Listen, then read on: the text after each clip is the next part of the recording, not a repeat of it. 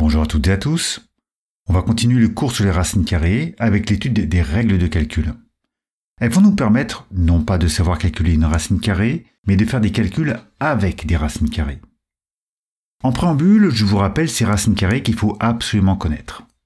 Par exemple, la racine carrée de 25 est égale à 5. Cela vient du fait que le nombre positif qui, élevé au carré, donne 25 est le nombre 5. Donc, d'après la définition vue dans la précédente vidéo, la racine carrée de 25 est égale à 5. Dans les exemples de calcul qui vont suivre, je vais très souvent utiliser les résultats de cette liste. Il est donc indispensable pour vous de la connaître. Allez, on passe aux propriétés. On considère de nombres réels positifs. La première règle dit que la racine carrée du produit de ces deux nombres est égale au produit de leurs deux racines carrées. Et on a le même genre de règle avec le quotient des deux nombres. À ceci près qu'on exclut la valeur 0 pour b, histoire de ne pas se retrouver avec une division par 0. Alors, comme vous le savez, en maths, on n'aime pas affirmer des règles ou des propriétés sans les démontrer, sans être absolument sûr et certain de ne pas faire d'erreur.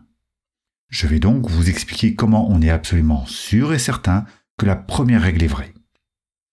Et comme d'habitude, vous n'aurez pas à savoir refaire cette démonstration, mais il est important de comprendre la démarche. Ici, l'idée est de calculer le carré du membre de gauche de l'égalité et le carré du membre de droite.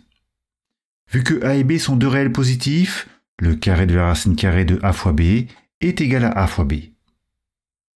Pour le carré du produit des racines carrées, il faut se rappeler cette règle sur les puissances. Quand on élève un produit à la puissance n, ce sont chaque facteur qui se retrouve à la puissance n. Donc ici on obtient racine de a au carré et racine de b au carré. La racine de a au carré, ça fait a, et celle de b au carré, ça fait b. Donc voilà, on obtient a fois b pour le carré des deux membres de l'égalité. Donc c'est bon? Cela suffit-il pour affirmer que racine de a fois b est égale à racine de a fois la racine de b? Eh bien non, il y a une petite subtilité. Regardez sur cet exemple. J'ai deux nombres différents dont le carré est égal à 25. Ce sont 5 et moins 5. Ce sont des nombres opposés, mais ils sont bien différents. Donc, le fait d'avoir le carré de deux expressions qui sont égaux ne suffit pas pour affirmer que ces deux expressions sont égales. Sauf si on sait que ces deux expressions sont de même signe. Or, on sait que les racines carrées sont positives. Et ça, c'est l'argument qui me permet enfin d'affirmer que l'égalité que je voulais démontrer est vraie. Encore une fois, prenez le temps de revoir cette démonstration, de bien la comprendre. Ce genre de raisonnement est très formateur. Deux petites remarques avant de voir des exemples d'utilisation de ces règles de calcul. La première remarque est que ces deux règles peuvent être utilisées dans un sens ou dans l'autre.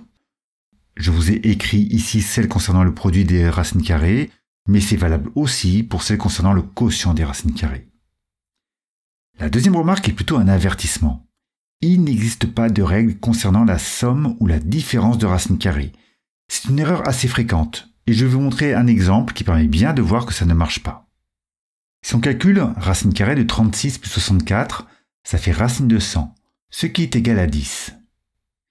Et si on calcule racine carrée de 36 plus racine de 64, ça fait 6 plus 8, ce qui fait 14. 10 d'un côté, 14 de l'autre, l'égalité est bien fausse. Pour finir, je vous propose deux petits exemples d'utilisation de ces règles. On se donne deux expressions comportant des racines carrées, et le but est de démontrer que ces deux expressions sont égales à des nombres entiers. Vous pouvez mettre sur pause si vous voulez essayer. Je vous montre comment il fallait faire. L'expression a est un quotient de deux racines carrées. Et pour bien comprendre de quoi il s'agit, voici quelques dizaines de décimales d'une valeur approchée de la racine carrée de 50. Et de même, je vous affiche la valeur approchée de racine de 2. Il s'agit de deux nombres irrationnels avec une infinité de chiffres après la virgule. Et on s'apprête à les diviser. Vous pouvez oublier la calculatrice et les valeurs approchées. Ici, il faut calculer en conservant l'écriture des racines carrées et en utilisant les règles de calcul. On va utiliser la règle sur les quotients pour écrire que a est égal à la racine carrée de 50 sur 2. 50 divisé par 2, ça fait 25. Et la racine carrée de 25, ça fait 5. Voilà comment on mène ce calcul, tranquillement, sans valeur approchée compliquée et sans avoir besoin de calculatrice. Dans le même esprit, je vous montre comment on fait avec B. Je vais utiliser une identité remarquable, mais si vous ne connaissez pas encore cette égalité, c'est faisable aussi avec de la double distributivité. Cette égalité dit que a plus b au carré est égal à a au carré plus 2 fois a fois b plus b au carré.